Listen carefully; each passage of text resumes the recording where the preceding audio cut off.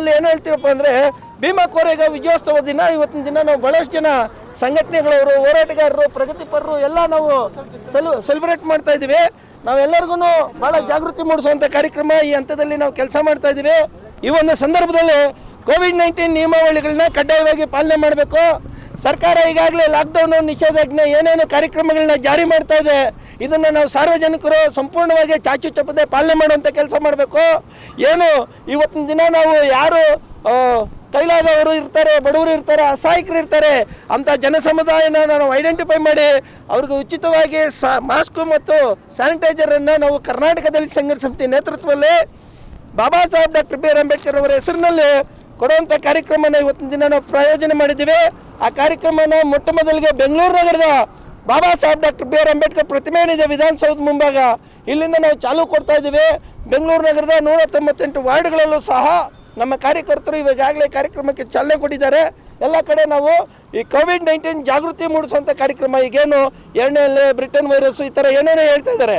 ಹಂಗಾಗಿ ಭಾಳಷ್ಟು ನಾವು ಜನರು ಭಯಭೀತರಾಗಿದ್ದೀರಿ. ದಯಮಾಡಿ ಕೋವಿಡ್-19 ನಿಯಮಾವಳಿಗಳನ್ನ ಪಾಲನೆ ಮಾಡಿದ್ರೆ ಯಾವುದೇ ಭಯದ ಅವಶ್ಯಕತೆ ಇಲ್ಲ. ದಯಮಾಡಿ ಎಚ್ಚರಿಕೆಯಿಂದ ಇರಬೇಕು, ಸಾಮಾಜಿಕ ಅಂತರ ಕಾಪಾಡಬೇಕು, ಕಡ್ಡಾಯವಾಗಿ ಮಾಸ್ಕ್ನ ಬಳಕೆ ಮಾಡ್ಕೋಬೇಕು, ಕಡ್ಡಾಯವಾಗಿ ಸ್ಯಾನಿಟೈಸರ್ನ ಬಳಕೆ ಮಾಡ್ಕೋಬೇಕು ಅಂತೇಳಿ ಜಾಗೃತಿ ಮೂಡಿಸುವಂಥ ಕೆಲಸ.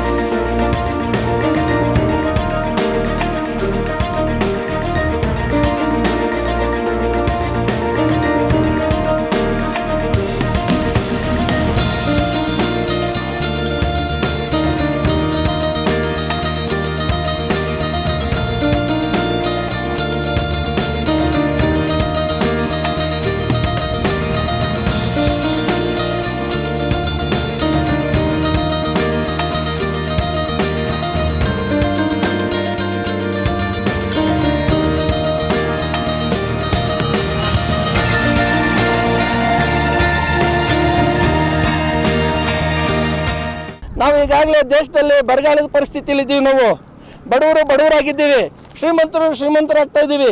ಅದರಲ್ಲಿ ಅವಕಾಶವಂತರು ಭಾಳಷ್ಟು ದೊಡ್ಡ ಪ್ರಮಾಣದಲ್ಲಿದ್ದಾರೆ. ನಿಜವಾಗ್ಲೂ ಈ ಒಂದು ಸಮುದಾಯನ ಜಾಗೃತಿ ಮೂಡಿಸುವಂಥ ಅನಿವಾರ್ಯತೆ ಇದೆ. ಹಂಗಾಗಿ ಮೊದಲಿಗೆ ನಮಗೆ ಜೀವ ಇದ್ರೇ ಜೀವನ, ನಮಗೆ ಜೀವ ಇದ್ರೇ ಜೀವನ.